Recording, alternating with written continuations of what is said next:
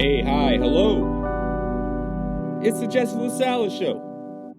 Episode 27,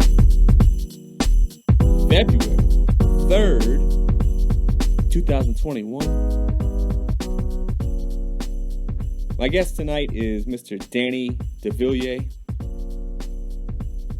I've been knowing Danny for almost, I would say, 20 years. He was my band percussion instructionist, if that's a thing. He saw me at my absolute worst when I was a loser freshman at Lafayette High School playing the fucking marimba. Without further ado, Mr. Danny Devillier.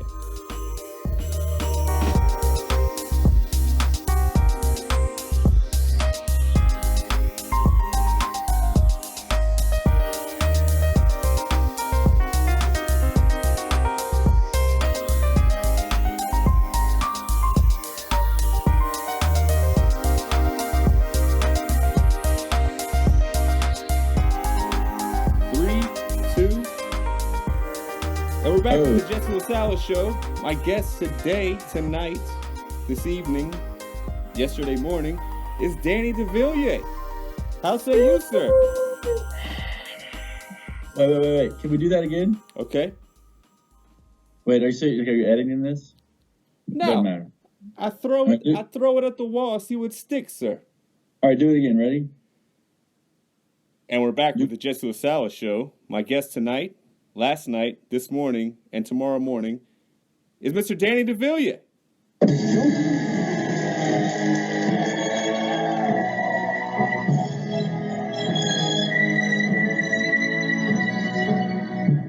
Wow.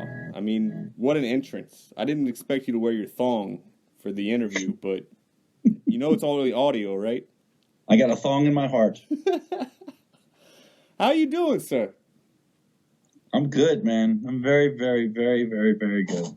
See, now, I've been keeping up with you, not stalking you, just keeping up via social media. And, you're living the life, man. You got a wife.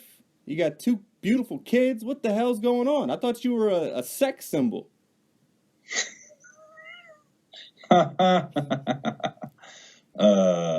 don't know what to say to that. You left that behind? Yes. I am living the life, man. That's what I'm doing. I'm being that person. I'm consumed happily with that day in and day out. It's so routine, man, but I love it. Yeah. Well, I mean, it's important because, a woman like that out there deserves you. And then for you to give her 2 children is just a mitzvah. You are so sweet. Don't worry, I don't talk to all my guests like this. You know, you're just sort of like a teen idol in my eyes because, why don't you, in your own words, tell our listeners how we know each other? Well, Jesus, man, now you're putting me on the spot. But I believe it was through the Lafayette High School band. There you go. There you go. And if I recall correctly, you were just a young pup in the front ensemble, what we used to call the pit. Yes. I was. And you were rack, if I'm not mistaken, which we used to call accessories. And now it's got the cool name rack. Things have changed. The front ensemble is much cooler than it used to be. Yeah. I was the dorky guy carrying around bell mallets and hair gel. And I thought I had it all figured out. You still got plenty of hair. It's shorter. Well, I shaved it. COVID. I was just like, well, I'm not going to the barber, so let's chop must. I mean, people can't see you, but you must. They must know that you've got the perfect hairline. It's not at all receding. It is perfectly straight across your forehead, almost like someone framed your forehead in a square. But it looks good. Well, I appreciate that. And you still have the fluff on top, like you're an Aerosmith or something. Yeah, it's who's it? Jerry Seinfeld, of course. Oh, by the way, you got to get his book. Is This Anything? Hold on. You have it? Of course you do.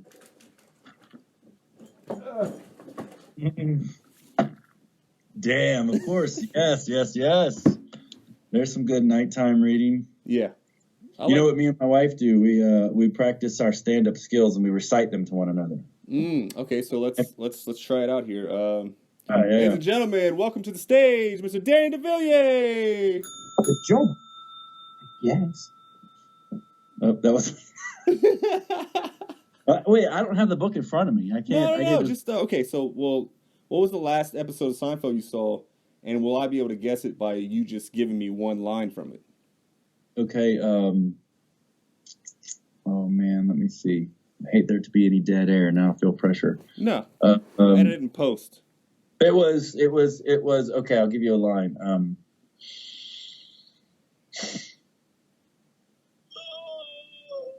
Kramer is in the dressing room. How about that? No, there's several episodes where he's in the dressing room. Occupied. Putamaya. How about that? Okay. Does that ring a bell? You should know what I'm talking about. Yeah, that's when Elaine is trying to return some Hirachis, and Kramer changes his mind about all the clothing he's picked out because he wants to build a roller coaster instead. What's his name? His fictional name in that episode? Oh, fuck. It's not Pennypacker. It is Pennypacker. It is Pennypacker. Oh, okay. So you use it twice in that season. They're also trying to... That's just sort of like a wealthy industrialist. I'm H.E. Pennypacker. A wealthy industrialist. Cyclist. I should have said, the line I should have said was, commission bye-bye-o. Yeah. And then he's eating some salsa there, drops a little Silka packet in the... That's a great episode. And do you know that Elaine is grossly pregnant? Well, I should say she's vastly pregnant. Gross is a bad adjective there, but she's vastly pregnant in there, and that's why they've got her dressed up in all this big clothing. Right. Just because I know from behind the scenes nonsense. You got to know the behind the scenes. But anyway, that book, man, like you should, you and your fiance, is she into Seinfeld? Yes. I mean, how could you not be with someone if they didn't like Seinfeld? Exactly. Well, you know, Jessie has that sense of humor, but she's not like a quoter. Like, she can't go tit for tat like we can. Right. Well, I mean, her name is Jessie, but with an I probably, right? I-E. Mm-hmm. I-E, yeah, okay. Did she put a heart on top of the I? Anything like that? Wait a second. What year did you graduate from Laffey High? I left after my junior year, so that would be 01. What year did you start? 99. Oh, man, so she graduated in 98. She's 7 years younger than me. Oh, okay. All right. We just missed. So y'all just missed each other. She was between my generation. Well, not my generation, but when I taught there the first time, right, and the time. So what can you remember from? I guess, yeah, we were all. It was all of us in a room playing 8-on-8 on marimbas, and you know, you were not yelling at us, but you know, you were very inspiring, and I remember like getting mad at you at a few certain points, but it was the heat, damn it. The heat got to me. And you were like, run laps. And I was like, I hate you. Yeah, I guess I was probably yelling. It's pretty hardcore back then. I was just coming off of like, you know, my own drum corps experience. And this was the early 90s. It's just different now. You know, I was still part of the old guard where it was like, do push-ups, go run a lap, blah, blah, blah. So that's kind of what I was coming into it with. Yeah. Nowadays, you can't even like, you can't do anything anymore, man. My band directors used to throw shit at me. Right. Yeah, nowadays you just you'd have like half the band. Because nobody wants to be in band anyway. And they're just kind of forced into it. Nowadays it'd be like, they would go home and tell their parents, oh, he was being mean to me, made me do push-ups. And then the mom would be like, oh, he has a heart condition, don't you know? You're trying to kill my child in this Louisiana heat, humidity? Yeah, and then you have a meeting with the band director and the superintendent the next day, and you're like, Jesus. What? Yeah. But anyway, that's not what we're here to talk about. Well, anyway, I hope I wasn't too hard on you, but then again, maybe in some small, tiny little sliver of a way, I helped to teach you something. Absolutely. Absolutely. I still, I mean, I look back on it now, and I just feel embarrassed for being such a bitch. You know, like You're in high school. You're supposed to be a little bitch. I know. What all I was concerned with was girls and my hair and what next Packers shirt I was gonna get and wear and try to look cool. And you're in high school, and those are the things that should be running through your mind. Girls, clothes. When I was in high school, it was girls' clothes and whatever cologne I was going to wear that day. Believe that or not. All right, what was your first bottle that you got, and how much did it cost? Oh, well, I don't know the cost, but I can tell you the brands that I went through. I'm going to date myself by saying this. You're much younger than me, but I don't care. Dracar Noir. Oh, I've heard of that. Come on. Big. That was big. And then before that was like, of course, Polo. That was in middle school. Okay. And after that, between those two was, I think Colors was a good scent. Wow. Which makes me think of Colors, whatever that song is.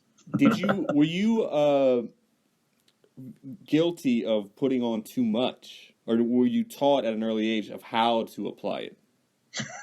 Hell no. Of course you put on too much. Of course you put on too much. All you have to do is like walk in front of one of those bottles and you've got enough on. You know, you don't ever really need to spray it. You certainly don't need to spray it on yourself. Right. You maybe need to spray it in front of yourself and sort of like think about walking through it, and you've got enough. Yeah. But back then, no, it was like, let's do 3 pumps around the neck, a couple under the arms, maybe one in the on my crotch. Yeah. All right, you went front door, I went back door. It's fine. Yeah.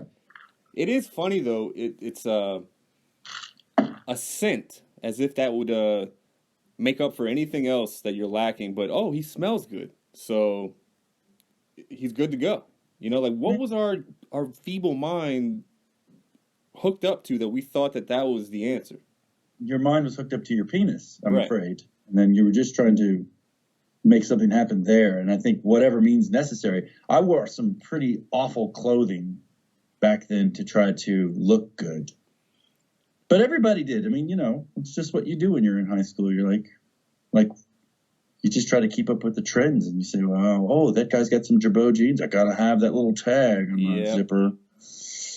I know. Yeah, high schools is a weird, confusing time. Well, I'm sorry. I think about when my kids are going to be in there and what those challenges are going to be. I got a lot coming. Oh yeah, I mean it's ramping up pretty fast, and I'm wondering. How old are your children? 4 and 2.5. Okay, so you get them a phone around 5 or what? No, dude. If I have I don't know. I know some like maybe my wife's niece is, I don't know how old she is. She's in 8th grade or something. She's got a phone. That's normal, you know? Yeah. I think I'll cross that bridge when I get to it. It's petrifying as a parent. I think the main argument that sort of gets left out of the whole equation is, I have to be able to contact you at any time. And that really only happens like what? A handful of times. The rest of the time they're just on Instagram, they're, playing games, they're on Snapchat, whatever it is. I mean, and the counter argument is that, we didn't even have answering machines when I was a kid. Yeah. If you were home, you were home. If you weren't, then you didn't get the call. Yeah. It's tough. So it's possible. Now, of course, we live in a more evolved world and of course there's more dangers or whatever, but I suppose you could always look at it from two sides. Yeah, I don't know. We just used to run around the neighborhood, even in my generation, and it was just like, all right, you better be home when the street light comes on or this agreed upon time, and if we don't hear from you, I guess you're missing, and we just wait. Like, what a vulnerable feeling as a parent. I don't know. Yeah. Boy, I tell you, man, being a parent is something else. It is just a daily... It's a daily dose of everything from all the way good to all the way bad. And it's just constant. It does not let up. Are you forcing music upon your children, or are they kind of just gravitating towards it? No, not at all. Not forcing. I'm just trying to be myself around them. And Jessie's very musical too. So we have a piano in our living room. We don't have a TV. We watch some stuff on the computer every now and then, but it's not like there's no television. It's not constantly on. The piano is like the focal point. So we're always sitting at the piano, banging out tunes, singing. My kids like to sing because we like to sing. We're just really trying to be who we are and let that hopefully rub off on them. If my thing is like, if they're into it, fine. If they're not into it, fine. Whatever they're into, as long as they're into it all the way. Right. Hey, that's what do you call a supportive parent? You know, you have no agenda. You're just making sure they've got the best life ahead of them, and they want to be a. Well, you're with your luck, they'll be like they'll be working on Wall Street or something you have no connection to at all.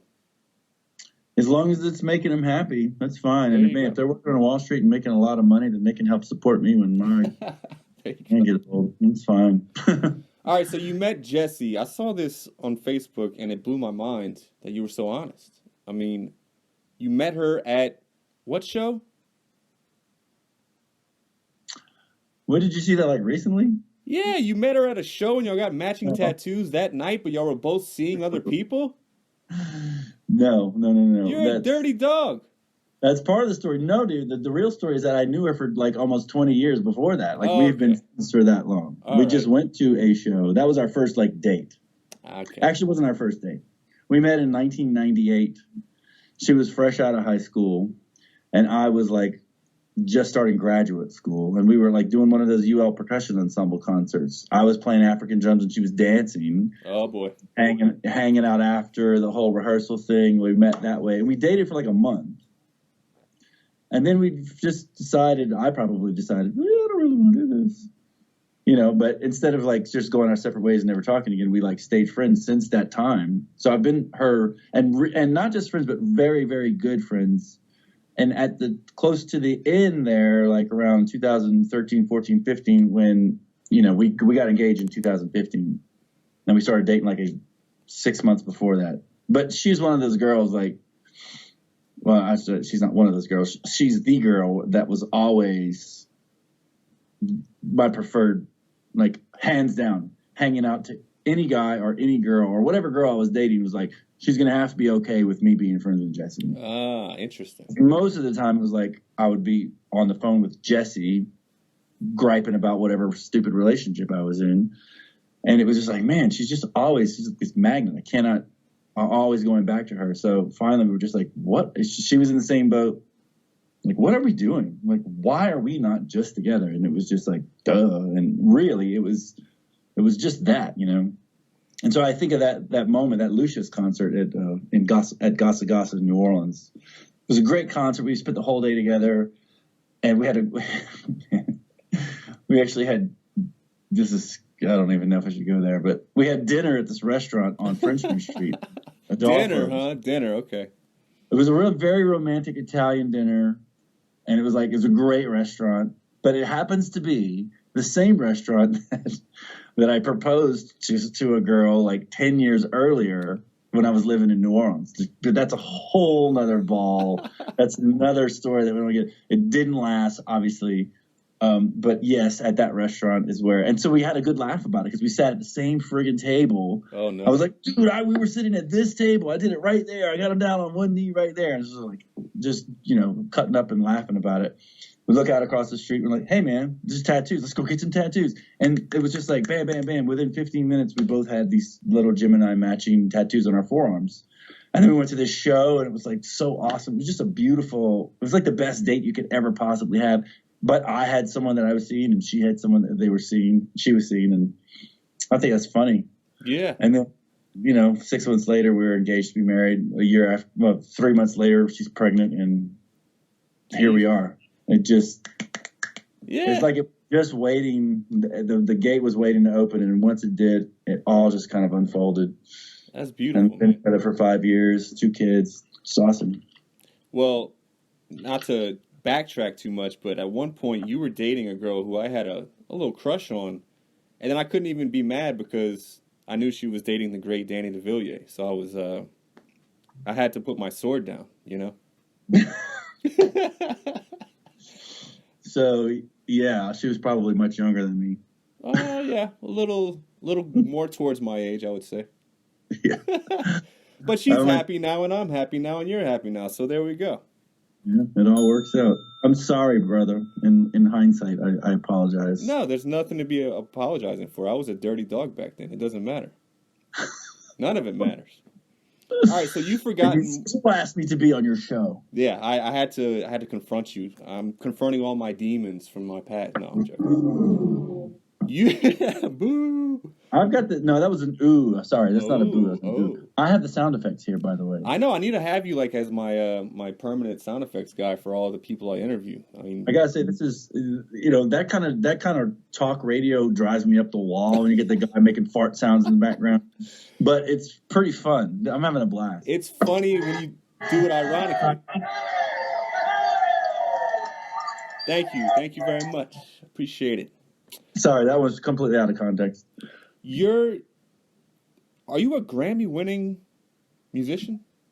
Oh, I'm a Grammy-nominated musician, but one time. Now we did win. I know you're a mercenary for hire sort of drummer throughout your career. I have been. You've been like everybody's go-to when it comes to like, oh, who should we get for this studio session? Oh, well, Mr. Devillier, come on. What are we talking about here? I mean, yeah, I had a moment there where I was doing a lot of that kind of work, yes. I don't really do that anymore. Is there sort of like an empty feeling when it comes to, because I've only been in bands where we're all together as bros, we all write the music together, everybody's writing their own stuff and we bring it to practice, and it's like, I've never had that studio musician vibe. What is that like? Where you're just a gun for hire? It's awesome, man. I love doing that kind of work. I wish that I could do it more and more often. It's because here's the biggest thing I've taken away from working in the studio. It doesn't ever matter the gravity of the project. It doesn't matter who the artist is. It's just like great leveler. Once that record light is on, you've got a job to do. Your job is to get that track the way that it either, the producer wants it or the artist wants it, or, depending on what you're going for, you've got to get it right. I've played sessions where, it was high stakes, big name kind of people. You're being paid a decent amount of money. So there's a lot of pressure on you to perform and do well. And then I've also played stuff where it was just like somebody who wanted to record a song for their dog. Not really, but something equivalent. Like they just have money to like buy this studio time and they want to do whatever. And it really never matters. You always feel that pressure of, I got to get it right. I got to get it right. It's got to happen. It's got to be good. I want to be happy with it. I want them to be happy with it. Yeah. So I love that aspect of it because you just have to be on, Being in a studio setting, it changes the whole game plan. I mean, you can kind of not necessarily shit the bed, but you have a little room when it's like a live show and it's just like, there's like 30 or 40 people there and you're like kind of experimenting on some things and, nobody's really paying attention. But when you're on wax and the red button comes on, like you said, it's just like, holy shit, like I have to have a game plan for this. Okay, I got to get focused. That is like the funnest part I think I've ever had as being a musician. Is just like, oh my God, I have the headphones on. I'm coming in to do my part, and then somebody else is going to come and do their part. It's just like, oh shit, this is for real. It is, and there's different versions of it too. It depends, like how much time you have.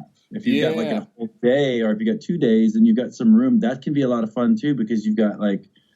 The creativity can flow. You don't feel so much pressure. You can experiment and be more free and allow yourself to make mistakes. And then there's a whole analog versus digital thing.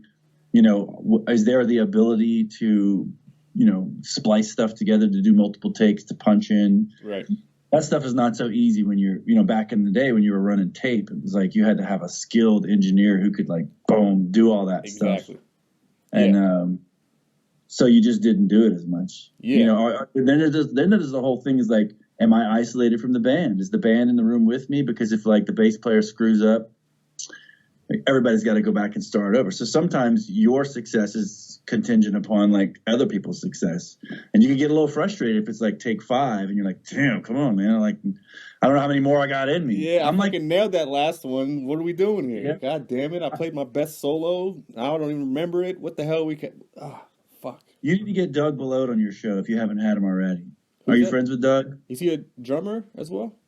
You know him? I just know the name. Well, yeah, of course you do. Everybody does. Well, he wouldn't come on this show. Come on. I mean, I didn't know if y'all were buds or not. He's a local boy. You know, he was in Lafayette High's band. He was a drummer. Okay. I'll reach I've out been to on him since high school. He's a phenomenal drummer. You know, he's one of the workingest drummers out of New Orleans. But he's played with Eric Clapton. He's played with Dr. John. He's played, you name it. He's played with him. He'll do interviews like this with like Steve Gadd and Vinnie Colaiuta. You know, Jesus. So he's in that realm of player. Anyway, and he does a ton of work in the studio. You might find very interesting to have a conversation with him about like his ideas about, you know, what goes on. Yeah. I'm not the kind of person that can get something in one take. It takes me like 2 or 3, but then if I don't get it within 3 or 4, then I start to lose it. Yeah. So I got a little window in there where I'm good.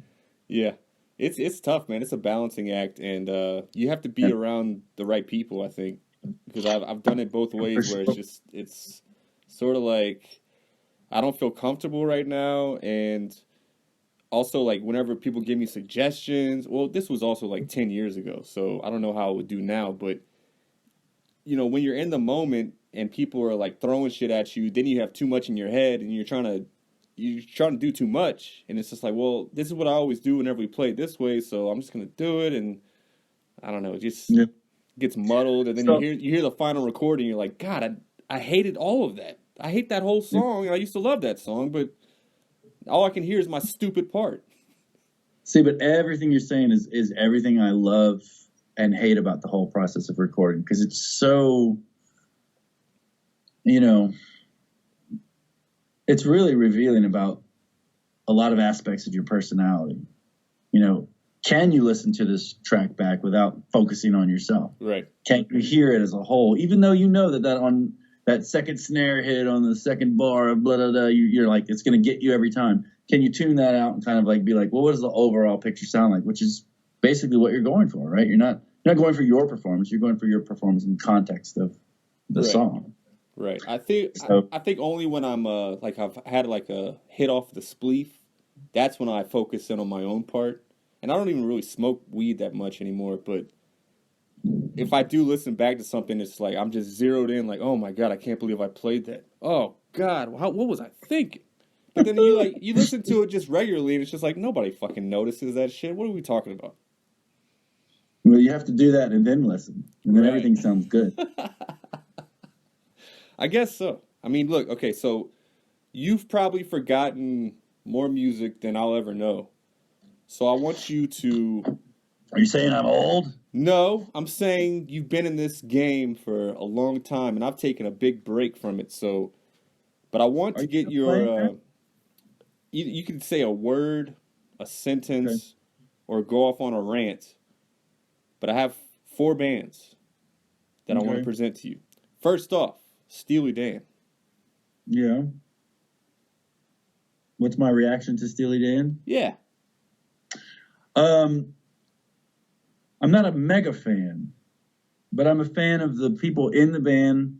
I'm a fan of the work that they've all done besides Steely Dan. And of course, I'm a fan of like, you know, certain recordings, certain performances.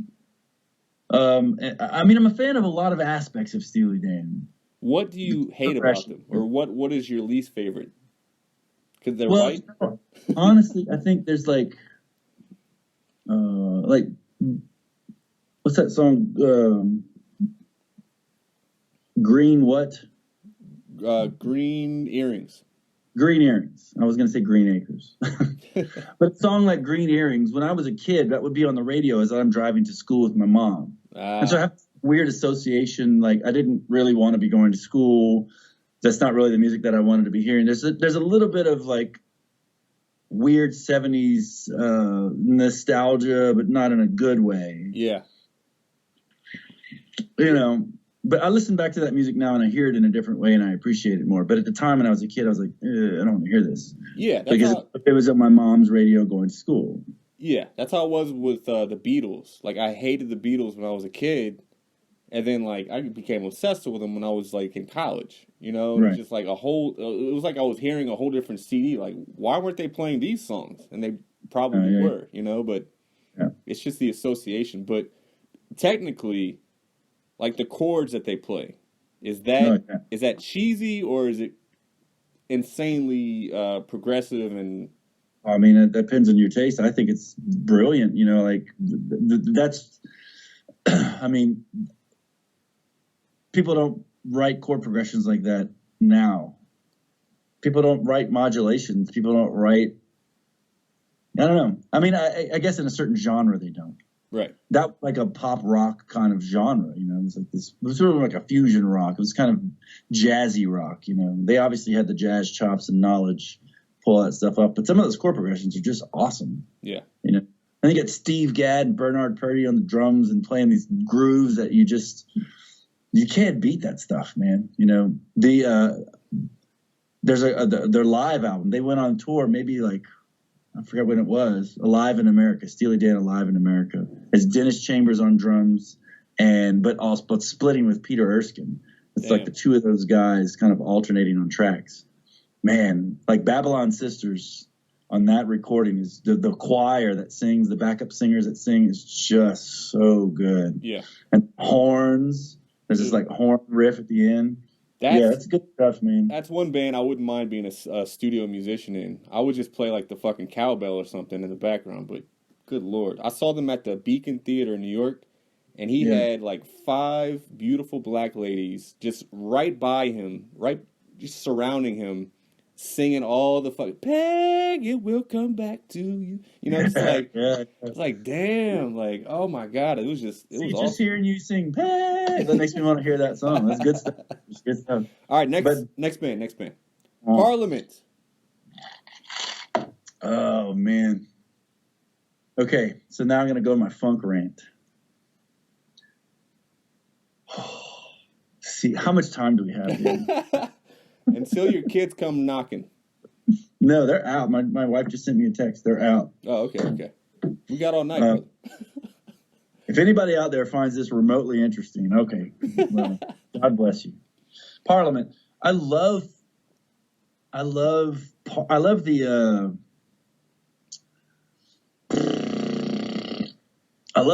Collins. I love his whole like in-your-face vibe. I love that whole in-your-face vibe of Parliament's music. I love how weird it was. But I'm not a big fan of funk. I never have been a big fan of funk. And that's kind of from a drummer's perspective. And this is really where I am in life right now. The idea of sitting down and playing a funk groove, whatever the hell that means, whatever version that is, smacking 2 and 4 on the snare drum, or some variation thereof that's in the funk genre, just does not make me excited. Okay. And it's not because I don't enjoy doing it. Like if I sit down and I play that, I'm like, yeah, this feels good because your body just knows how to do it and you hear it all the time. But for me as like a creative composer type person, it's never what I want to write. I don't want to write music that just kind of like, because to me, that's like taking the percussion role, right? You got your band. The percussion doesn't play harmony. The percussion does the rhythmic stuff. But I just think, like, we've been boxed into this 2 and 4 thing for so freaking long that, it's like, can anybody not reimagine 2 and 4? And even if it's a variation of 2 and 4, it's still this sort of backbeat idea. It's across genres. It's across time. It's like, it's freaking everywhere, man. Like from early jazz to like modern hip hop, there's 2 and 4. Like just turn your radio on and scan the dial and tell me how many times you hear something that's not a snare drum on 2 and 4 or like the implication of that, know?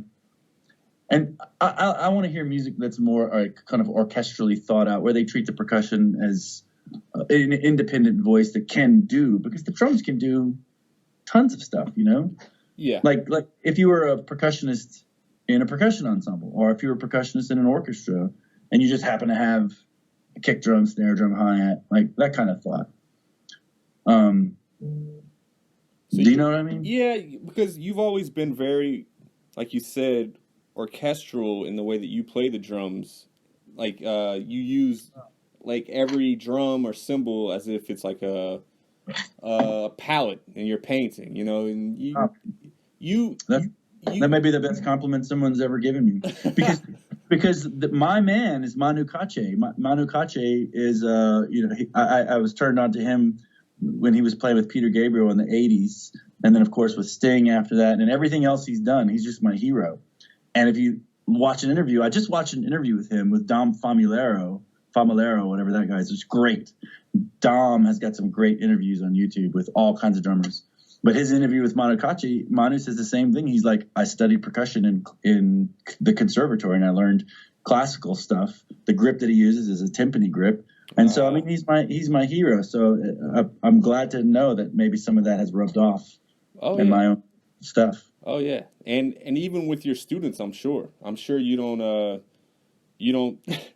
love teaching the 2 and 4, but, Well, that's not necessarily true. I actually do love teaching the 2 and 4 because I know it's such a crucial, like if you can't do that as a drummer, you're never going to go anywhere. Yeah. You got to learn that and then kind of like that. Yeah. So I that's all I teach for my young kids. Like, yeah, man, learn how to play a background. Yeah.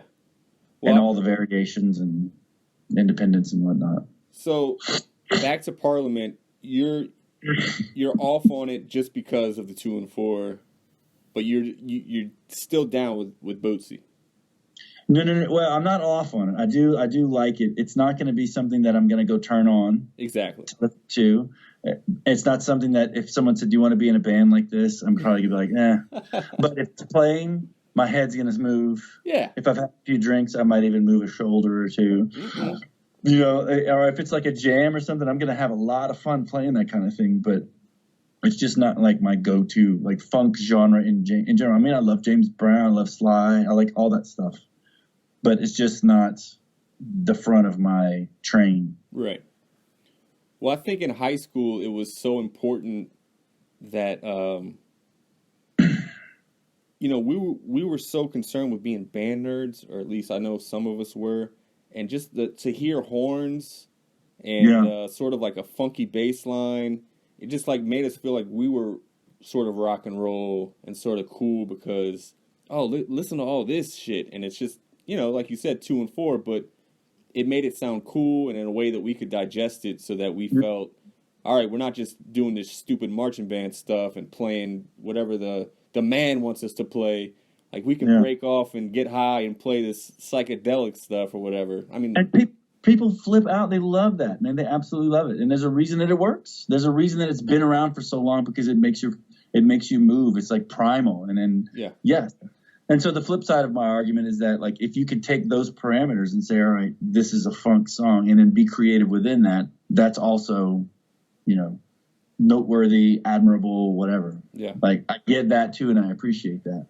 All right, next. Like Wolfpack. That's a great band. Oh, my God. And Corey Wong. Jesus Christ. Those dudes, they're insane. That's the next level. That's what I used to play for my kids in New York. I would show them that, and they'd just be like jaw open, like, what are these dudes doing? Like they'd never heard anything like that before, and it was cool to see their reactions. But yeah, they're awesome. Okay, next, Stevie Wonder. Stevie Wonder was my favorite concert ever. Okay. So I saw him in Austin not too long ago, and it was a 3.5 hour show. They couldn't pull him off the stage. Literally, they couldn't pull him off the stage. They kept like, he has to be escorted when he walks. They kept pulling him backstage, and he was waving to the crowd, and he would like literally like pull his arm away from the escort and start venturing back out to the front of the stage, and I have to go catch him. And he would sit back down at the piano, and just the band would fire up something else. This was on his Songs in the Key of Life tour, where they were playing the album from front to back. Damn. And then the encore, which was just brilliant, was like snippets of all of his other hits that he wasn't getting to. Right. But there was this big bummer, like, oh man, he's not going to get to play blah, blah, blah. But he would like fire up all those tunes. And so it just lasted forever. And the band was, oh my God, when they played I Wish, and I was like the worst possible seats. I was literally like the very top. There was nobody behind me. I was in the back of the arena. And this was like whatever arena is in Austin. I was at the back of the highest of the back. And man, I had like a view of the entire thing. When I Wish hit, I mean, like, it was just like the whole thing started, like everybody, 13,000 people were just, And it was, man, God, it's the most powerful thing I've ever felt in my life. It was so amazing. Yeah, that song could have lasted forever. When the whole room starts breathing, almost, it's just like it was like a big organism. Everybody was on the same page. Yeah. Everybody was like loving each other, and it was just like fucking Stevie Wonder, you know. And the band was so good. They had a string section, they had a full horn section in the back. They had 2 drummers. They had about 1,000 keyboard players. Jesus. I think Greg Philliganes, you know who that dude is? No. I think he was the band leader. He's man. He's played with Michael Jackson. He's played with everybody. He's a genius. So he got them fucking worked up for whatever was going to happen. Yeah, I mean, this was like towards the end of the night, and it was by that time. It was. I mean, he was just like telling stories. You know, there would be like little videos up there, and he was real funny. If you've ever heard him talk, he's a jokester, man. Yeah, it was just awesome. So awesome. Do you think he's an alien? Yeah, I mean, you know, in the sense that Prince is an alien, was an alien, like that, just otherworldly. Like, how in the world can you possibly do what those people do? Yeah. The thing that gets me about Prince is how did he run around the stage in those boots? The physical specimen that he was at 5'9" or whatever it was. Right. So Stevie Wonder, amazing compositionally, vocally, piano, you know, but he's not running around the stage. Yeah. Prince was doing all that same stuff and playing the guitar and running around the stage and not missing anything. And if he was, then he was the best showman on earth because no one can ever tell. You know? Yeah. That kind of stuff blows my mind. Big gigs like that, even the musicians that play those gigs, like for a while I was on this kick where I was watching Jonathan Moffat, I think, the drummer that did all the live shows with Michael Jackson. Okay. I know that's not Moffat. Jonathan Sugarfoot. This is Jonathan somebody. Anyway, whatever. Look up Sugarfoot. It'll come up. But just like being, you know, there's all these videos of him behind the kit on stage, like for the Bad tour or whatever. And just put yourself, it's literally putting you in that vibe. And you're like, holy shit, I'm the drummer. Yeah. Michael Jackson. Like if I screw one little thing up, it's going to mess, you know, like there's so much pressure, but he's just handling it with a smile on his face. Like, no, he's not flinching. Like that is control and command. And like, that's a level that there's a reason he's playing with Michael Jackson, because he can do that. Fucking auditions. I don't know if I'd ever be able to do that. Yeah. You got to be a good bullshit artist, but also talented enough to, you know. You got to cover your tracks if you screw up. But yeah. Maybe the other way around. You got to be really talented and somewhat of a bullshit artist if you fuck up. Yeah, but I mean, a bullshit kick drum in the wrong place through a peak that's pumping out to like 20,000 people. It's hard to, you know. Yeah. It just really can't exist. You got to get it right. Yeah. Well, hopefully he's listened to enough Michael Jackson songs that he gets it right. Yeah. All right, last one. This one probably not a lot of our listeners know about. Mark Rebillet. Oh, man. I absolutely love that dude. What the hell is going on with him, man? He's an alien. Okay. He's more of an alien than Stevie Wonder is.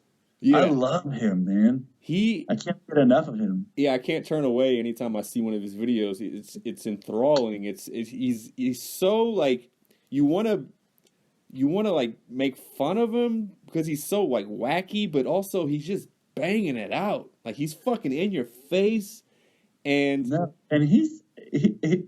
yeah, what's to make fun of? Because he's got these big goofy, like he owns everything, man. He's like, I'm in my pajamas. Yeah. I got these big goofy glasses on, but he's like hot shit. All the girls are like, look at the comments underneath his live feed. They're like, oh, fawning of him. Yeah. Because he's just so like, I am who I am, and this shit is awesome, you know? Unapologetic. And he didn't mess up either. Yeah. Well, he's that's like, the other thing is thing figured out. You've probably done your fair share of like solo gigs, not solo, but what is your experience with just being the only musician on stage and doing loops and stuff? Have you delved into that at all? I mean, I was playing a lot of jazz for a while, and so when there would be the time for the drums to do the solo, then yeah. But other than that, not so much. So yeah, I feel like I've been passed by this whole looping session where you can just press a button and make the beat drop, and then come on the keyboard and drop your solo, and then scream into a mic and hump the crowd, and like that's like you're a one-man band, and if you can figure that out, that's pretty remarkable. Well, yeah, I think there was a time when that looping stuff had just kind of like become, fashionable, and people were like hip to the technology. They were figuring it out, but then after a while, it just sort of became okay, sort of corny. Yeah, it's like, all right, I'm not right. Everybody can do this now because everybody's got a looper, and everybody can. And so the music that was coming out of those things was like, all right. It was just, it became very predictable. Yeah. It's going to start with a little drum beat, and then you're going to add a bass line, yeah. and you're going to add a guitar part. And it was like, because that's what had to happen for that to work.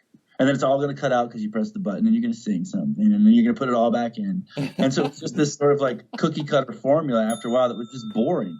At first, I guess it was cool, but after that, and when people write music that does that, it just kind of drives me crazy. It's like, it's so like, it's just feeding the listener. Yeah. Okay, let's do the bass line. You got that? Okay, now let's add something. Now, can you appreciate both of those together? And right now, and so like, you're supposed to appreciate how complex this new part is compared to the old one. It's like, I'm just not into that. Yeah, it's like a 4-course meal. Like a composition snob to your audience. No, I totally... Oh, excuse me. I didn't mean to diarrhea on air. I just flushed my last comment because I felt like a snob. Nah, but that is one thing is like, okay, so my sister, who Isabel, she would get me to, like, we used to live together for a brief amount of time in New York, and she would come in my room drunk and be like, oh my God, you have to listen to this, Jesse. And she would put on, like, The Weeknd. I don't know if you're familiar with him. He's going to play at the Super Bowl this year. He's sort of like a cheesy wannabe Michael Jackson. Mm-hmm. And she would defend him till she was blue in the face or drunk in the face. And I would just be like, first of all, why are you in my room playing this? I don't even want to hear this. Like, you're never going to change my mind.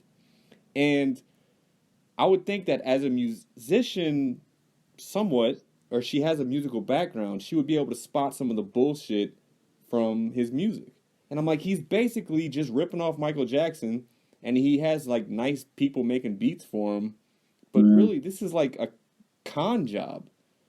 And so I think a lot of people who have never played music before get tricked into thinking that some things are really complex or just genius. And again, like you said, I'm not trying to be a snob or anything, but it's impossible not to look down on some shit that some people think is really hot. And also, good for them. Listen to it, but it's sort of frustrating.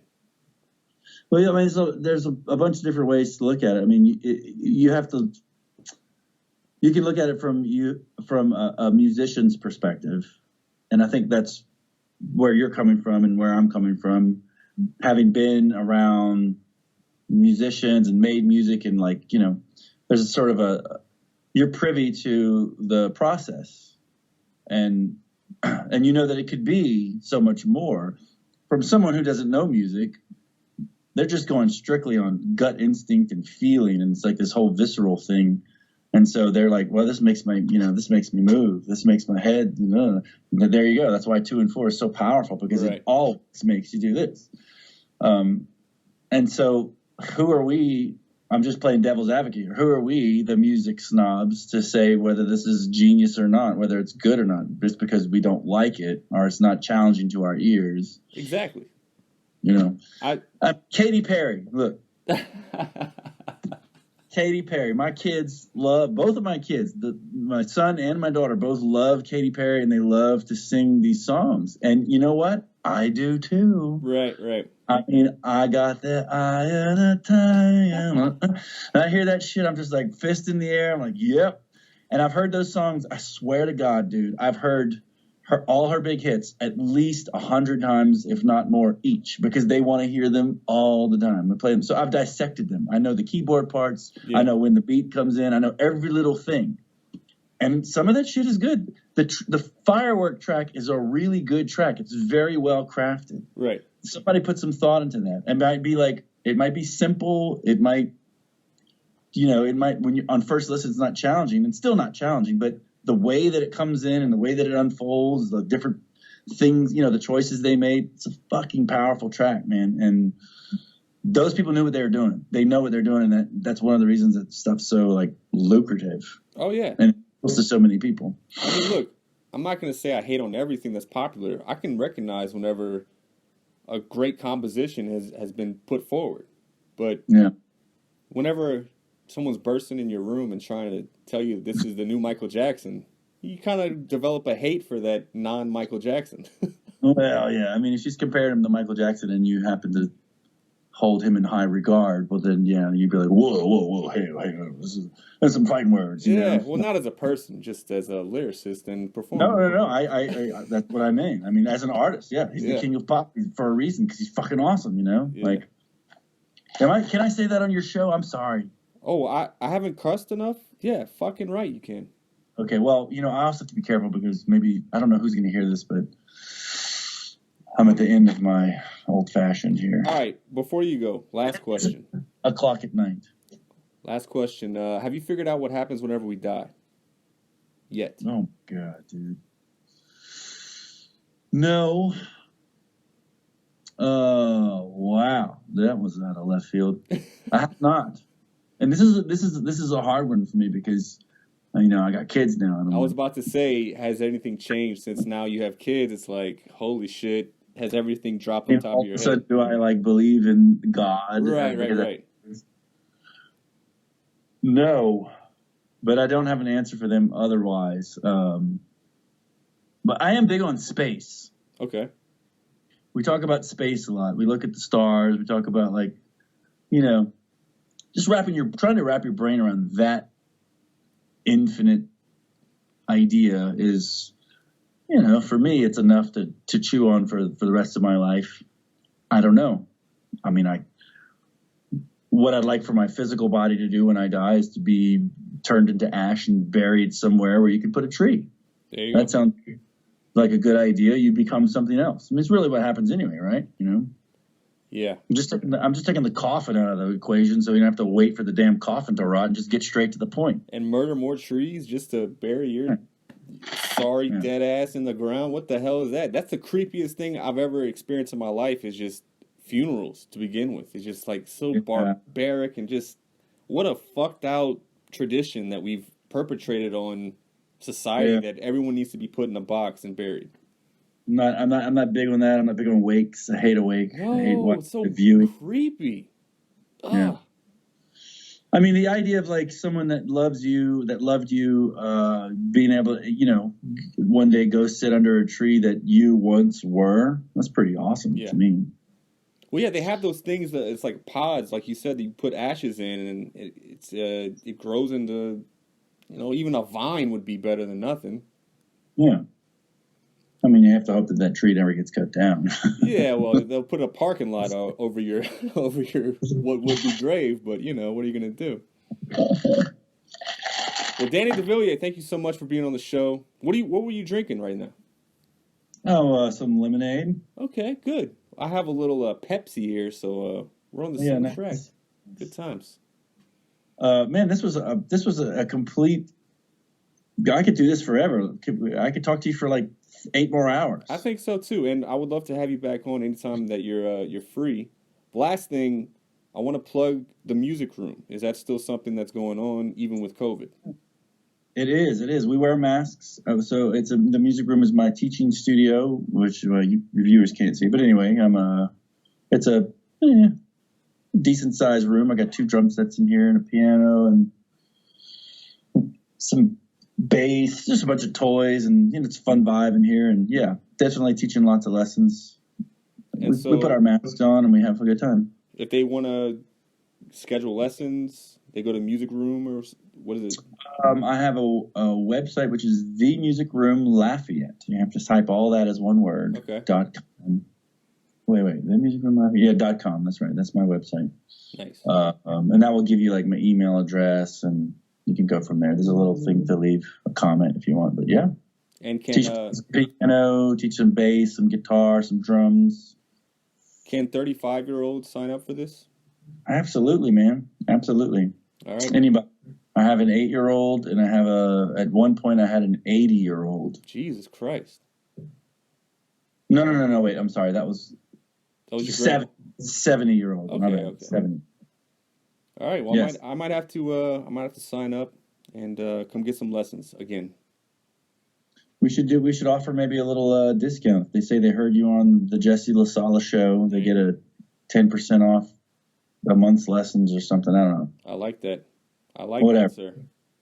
Thank you so much, Danny, for being on. And anytime you're ready to do it again, let's do it. Are you going to watch the Super Bowl, by the way? You know what? I'm not, because I don't even know who's in it. Okay. All right. Well, it's not the Saints, so you got nothing to worry about. It's not that I don't like sports or I don't like football. I'm just oh wait, I'm sorry. Hold on, dude.